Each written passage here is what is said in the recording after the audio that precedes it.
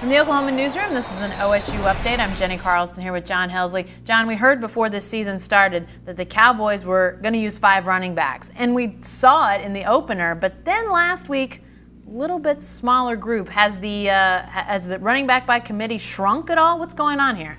That's a good question, and I'm not sure we know the answer to that yet. You know, we talked to Mike Gundy on Monday, and that question came up, and you're right, it did seem like the candidates at least shrunk. The carries went to a couple of guys. We're talking about Chris Carson and Justice Hill mainly. But Mike Gundy said that he wants to get those other guys more touches. So I don't know where this is going to go or how long they can continue to share this with 4 and 5 backs. You would think that they would want it to separate at some point. Well, how could it work? I mean, could they use, say, 3 or 4? I mean, 5 seems like a lot. I mean, you've dubbed it the tailback timeshare. I can't imagine 5 guys sharing all that time is going to work. But could it work with, say, 3, 4 maybe? Yeah, I don't know. You know, barring injury where maybe somebody has to jump in there and help. 3's manageable. We've seen 3 at OSU even in recent years.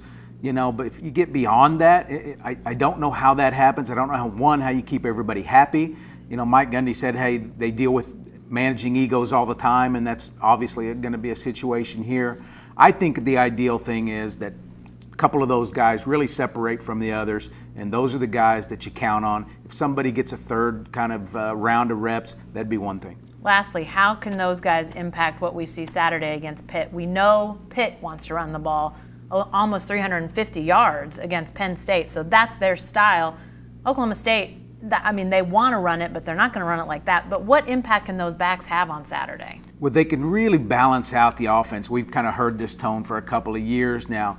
But after the game Saturday, Mike Yurcich even said that they didn't run the ball enough. They were throwing it early and often, and they're going to have to run the ball some. Late in the game, you're going to have to run the ball to run clock. There are times in games where you have to run it, and you have to make defenses play you straight up and play you honest. So that's the big impact. All right, we'll see how it goes on Saturday. Be sure to stay with the best coverage team anywhere at newsok.com and every day in the Oklahoman.